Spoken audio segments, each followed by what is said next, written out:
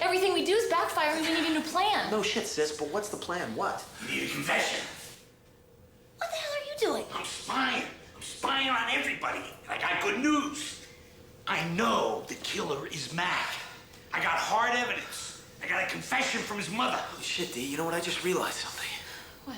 I know who the killer is. You do? Yes. Oh my god, D, the real serial killer is Mac. That's what I just said. How did we not see it earlier? No. Hey Exiles, Chronic Painless here with the Week 1 update for my Blade Vortex League Starter build guide for patch 3.25. In this video, I'll give a brief state of the BV Union, talk about the stuff that I've learned over the course of this first week, and look forward to the future a little bit. To start off, BV is doing just fine, pretty much as expected.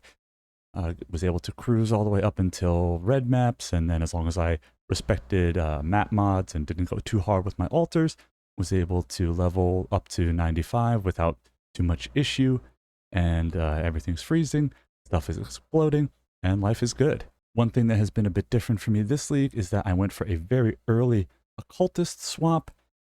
I know that I can tolerate a bit more dying for the sake of a bit more blasting. And so I decided to make that swap when I was looking into the prices of some of the stuff that I would need, and found that it was quite affordable compared to the price of some of the stuff that I would need in order to make the build substantially tankier. So I have once again embraced the glass cannon lifestyle and am having a great time. As for stuff I've learned, the biggest thing is probably that dark marionettes are not what we were hoping they would be. The respawn time on them has been increased from 1 second to 4 seconds, which is a huge difference. And so while it is still possible to get them to loop and create a constant aura for you, this loop is very easily broken, right? The window for their health to be staggered in is very tiny. And so once that loop breaks, it will almost never naturally reset itself the way it used to.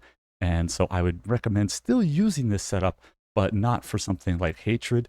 Rather for something like a Zealotry that you will use as purely a steroid to burn down really beefy targets. And of course, with the Spectres automatically resummoning, at least you'll always, have it up when you need it, as long as you're using it sparingly. Next thing I want to talk about is runic enchantments. These are, as expected, quite build defining. The most interesting one is still the soul gain prevention, right?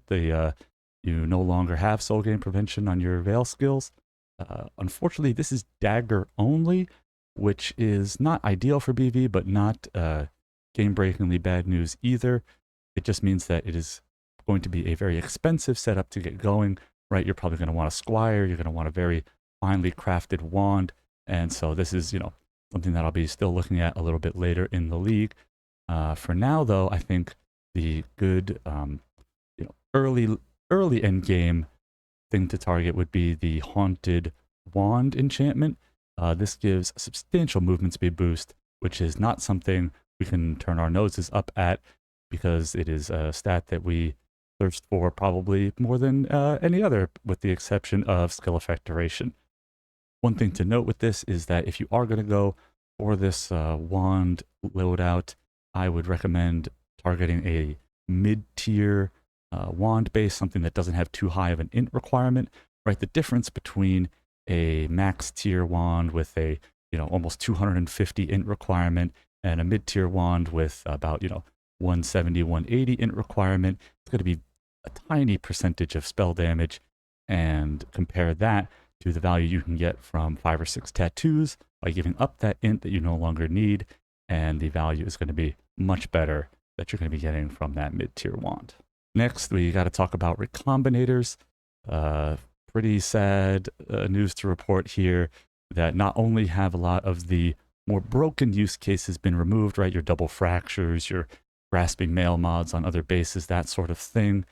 The bigger news for me even is that the whole process seems to no longer be agnostic to mod weights, right? The maximum rank of the Recombinator upgrade says that less common mods are more likely to be retained, which means that the whole system has been turned on its head.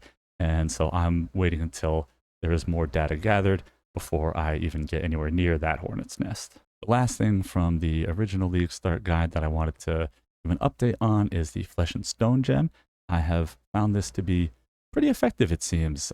Definitely avoiding what I felt like would be some certain deaths, and I'll have to do some more A/B testing, right, seeing what it feels like to have it versus not have it. But right now, I think the results are very auspicious for this being a quite useful addition to our arsenal.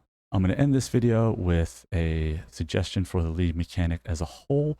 I think something that might not be obvious is that now that workers are not being paid when they don't have anything to do, you can actually save yourself a substantial amount of gold by assigning more workers to a task, right? Pay attention to your time to empty as you are adding more workers, and you may see that it in fact goes up even though your wages are also going up because they will finish the job faster and therefore get paid for less time. That's all I've got for this video. I should be back next week with another update, and in the meantime, try to stay painless.